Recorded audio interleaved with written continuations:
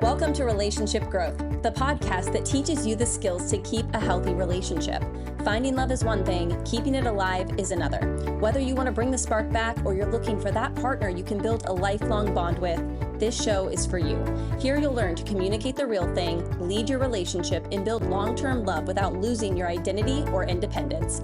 I'm your host, Lilly Rachels, and I'll show you how to create a relationship you don't just stay in, you grow in. Welcome back to Relationship Growth.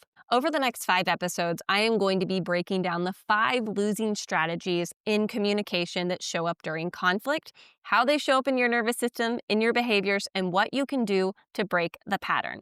Before we get into the first losing strategy, men, I have something coming for you December 8, 9, and 10, a free 3-day intensive called Undefeated. Here we are going to be going deep into losing strategies and how to rewrite them so that instead of having a relationship full of competition and conflict, you have connection. We'll be talking about who's really running the show, who's leading the relationship when we are stuck in our survival self, and what leadership looks like in this modern age, and healthy communication strategies. If that's something you're interested in and you want to join me for free, simply click the link in the show notes to sign up. Let's get into the first losing strategy we're going to cover. Losing strategy number 1, fighting to be right. This losing strategy protects the ego, but it damages connection. Fighting to be right means prioritizing proving your point over preserving connection. The goal becomes winning, not understanding. You argue, you fact check, you defend, you justify, and you search for evidence to prove your perspective. The nervous system starts to read disagreements as danger, so it shifts into protection instead of openness. And the biggest thing that happens when someone is in a state of fighting to be right is conflict becomes me versus them. It's you and your partner versus each other, which means there has to be a winner and there has to be a loser. And what we really want is to reframe when rupture happens that it's me and my teammate, right? Me and my partner versus the problem. But if we're set on being right, then someone has to lose so that someone can win. So how does this show up in the nervous system? If we're talking about a state of activation, a state of fight or flight, this can feel like a lot of tension. You could feel possibly a lot of heat in your body.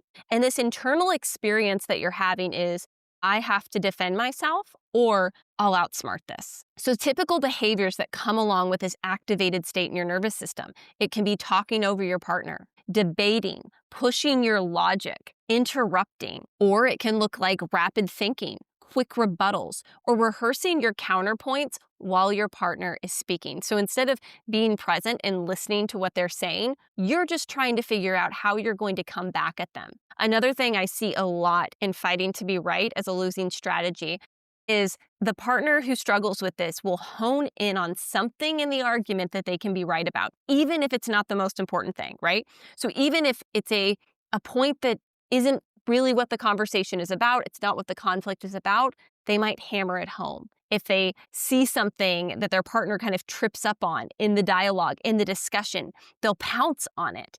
And again, it doesn't help with healing the rupture and coming into repair, but it gives you this sense of being right. Now, when activation gets overwhelming and the e-brake gets pulled and we drop down into shutdown, into a freeze or fawn state, fighting to be right can have this internal dialogue of, if I can't explain it, I'll lose. Or let me soften my stance so I still seem right. More manipulation. So what does that look like in behavior? It can be this mental blankness, stumbling over your words. It can be frustration building internally, but you're having a hard time communicating what you want to say. It can also look like agreeing verbally, but holding on to this internal superiority or resentment. When you're in a state of fighting to be right, the need to feel correct replaces the need to feel connected. And again, that's when you get stuck in this winner-loser situation in your relationship. And over time, the one who's constantly losing or feels completely bulldozed is just going to build resentment.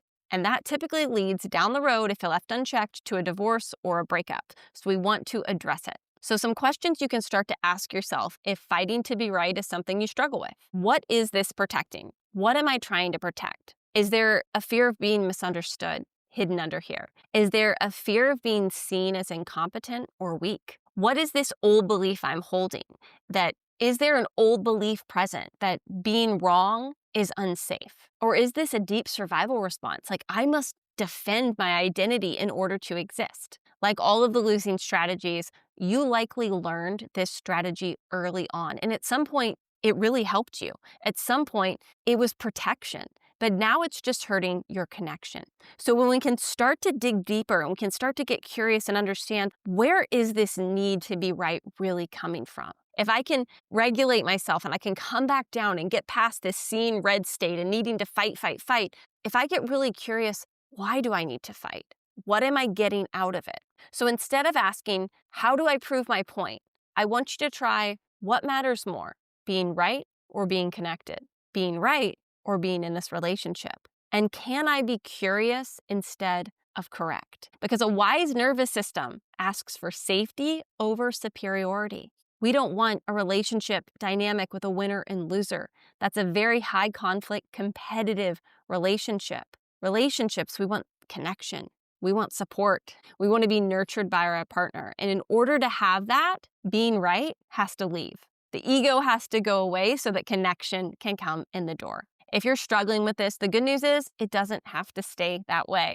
And if you're a man listening to this, please join me for my free 3-day intensive, Undefeated. The link is in the show notes because we are going to be going over how do we actually break these losing strategies? How do we rewrite the patterns so that our go-to instinct is building connection instead of competition? I hope to see you on December 8, 9, and 10.